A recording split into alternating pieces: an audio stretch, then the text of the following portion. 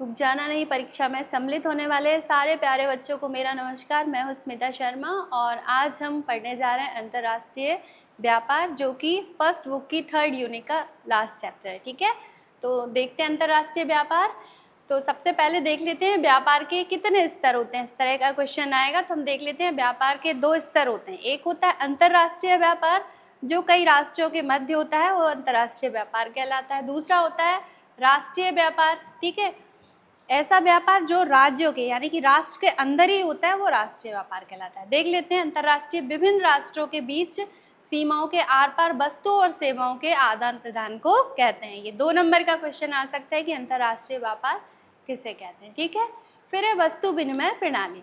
पुराने जमाने में क्या होता था कि लोग मुद्रा का यूज़ नहीं करते थे, चूँकि उस टाइम मुद्रा का चलन नहीं था। जैसे कि आज हम 500 का नोट दे के कुछ भी खरीद रहे हैं। ठीक है, उस टाइम क्या होता है, वस्तु के बदले वस्तु दी जाती थी। जैसे किसी को घी की आवश्यकता है तो वो 4 किलो दूध दे के 1 किलो घी ले लेता था। ठीक है, तो इसको वस्तु विनिमय कहते हैं। मैंने एक एग्जाम्पल भी दिया, फलों के बदले में वो मुर्गी बेच रहा है। ठीक है, अब है अंतर्राष्ट्रीय व्यापार का इतिहास। अंतर्राष्ट्रीय व्यापार जो है वो प्राचीन काल से लंबी दूरियों तक वस्तुओं को परिवहन जोखिमपूर्ण होता था, क्योंकि उस टाइम पे सड़कों और रेल मार्गों का विकास नहीं हुआ था, तो लोग बड़ी मुश्किल से एक जगह से दूसरी जगह जाते थे। ठीक है, रेशम मार्ग क्या है, ठीक, तो आपको ये समझाना है। प्राचीन काल में रेशम मार्ग लंबी दूरी के व्यापार का एक आरंभिक उदाहरण है, जो 600,000 किलोमीटर लंबे मार्ग के सहारे रोम को चीन से जोड़ता था। ठीक है, तो ये देख लेते हैं हम इजिप्ट और ये यहाँ पर चाइना। तो ये कई रेशम मार्ग कई जगह से जुड़ा हुआ था। इसमें इंडिया, पर्सिया, अरेबिया के कई सारे कंट्रीज थे और चाइना तक ये फैला था। ठीक, तो पूछ सकते हैं रेशम मार्ग का वर्णन कीजिए, रेशम मार्ग समझाइए। 15वीं शताब्दी में यूरोपीय उपनिवेश शुरू हुए, यहीं से दास व्यापार की शुरुआत हुई थी। यानी कि उपनिवेश हुए सारे देश। दास व्यापार क्या होता है, जैसे कि भारत से कई सारे गरीब मजदूरों को विदेश में जो जहाज हुआ करते थे, उनका चप्पू चलाने के लिए दास बनाकर ले जाया जाता था। ठीक, और ये दास व्यापार की शुरुआत पुर्तगाली, डच और स्पेनिश लोगों ने की थी। और अंग्रेजों ने अफ्रीका के मूल निवासियों को पकड़ा और उन्हें बलपूर्वक बागानों में श्रम हेतु काम में लगा दिया। दास व्यापार लगभग 200 वर्षों तक चला। यानी कि 200 वर्षों तक गरीब मजदूर लोगों पर अत्याचार हुए, उनसे काम करवाया गया। औद्योगिक क्रांति के पश्चात कच्चे माल जैसे अनाज, मांस, ऊन की मांग बढ़ी, लेकिन विनिर्माण की वस्तुओं की तुलना में उनका मौद्रिक मूल्य घट गया। देख लेते हैं, जैसे औद्योगिक निर्माण हुआ तो सभी देश थोड़ी थोड़ी पूंजी कमाने में सक्षम होने लगे।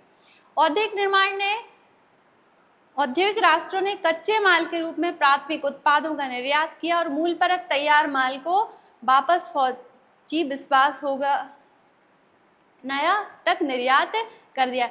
यहाँ पर थोड़ा सा डिस्टर्बेंस हो गया है। यहाँ पर आएगा कि मूल्य परक माल को भेजा दूसरे देशों के लिए निर्यात किया जाने लगा। ठीक है, व्यापार विश्व व्यापार संगठन। ठीक है, इसे गेट नाम दिया गया था। विश्व व्यापार संगठन के ऊपर टिप्पणी लिखने के लिए आ सकती है। वैसे इस चैप्टर में से क्वेश्चन कम आते हैं, फिर भी हमने काफ़ी कुछ कवर किया है, तो आप लोग देख लेना।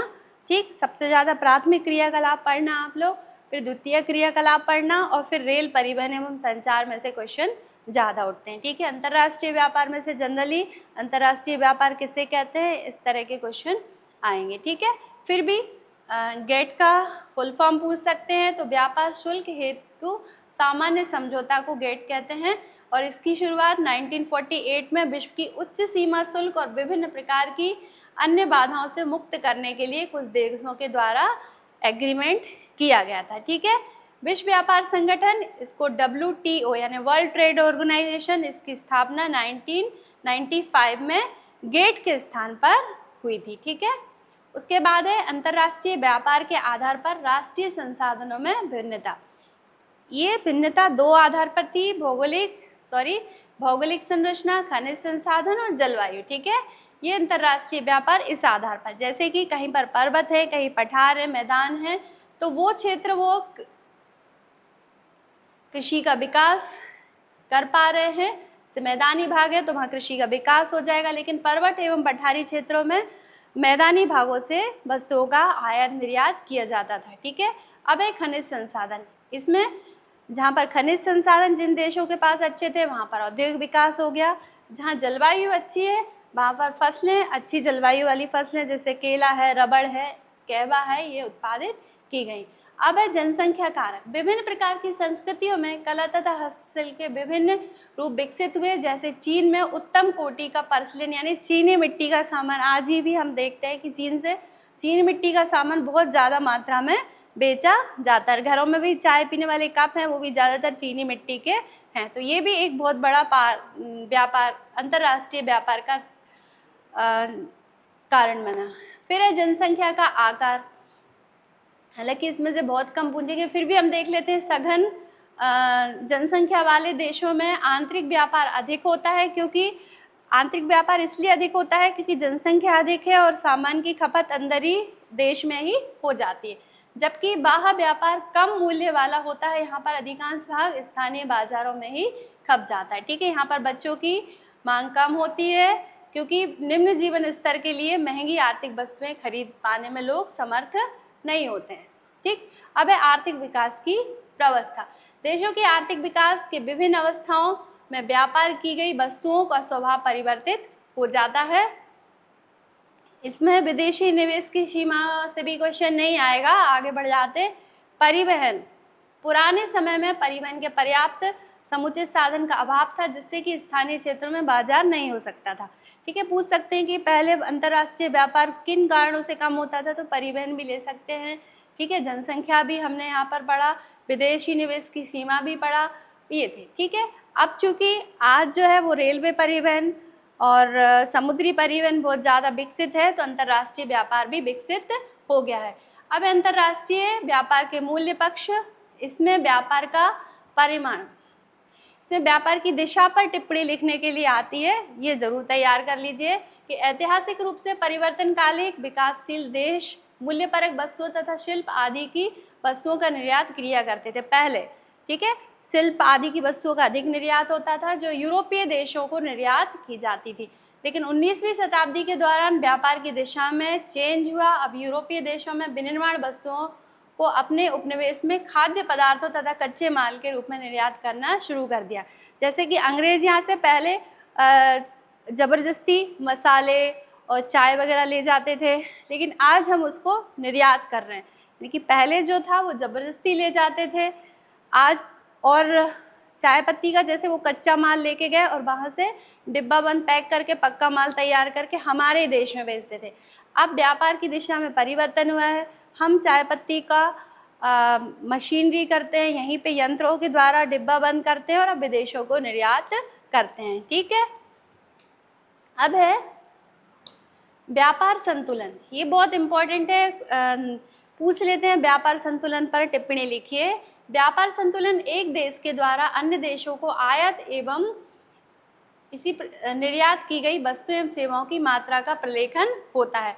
आयात का मूल्य देश के निर्यात मूल्य की अपेक्षा अधिक होता है तो देश का व्यापार संतुलन ऋणात्मक होता है, यानी कि निर्यात की अपेक्षा में अगर आयात ज़्यादा हो रहा है तो व्यापार संतुलन ऋणात्मक होगा, और आयात की अपेक्षा में अगर निर्यात ज़्यादा हो रहा है तो व्यापार संतुलन जो है वो सकारात्मक होगा। ठीक है, सही होगा।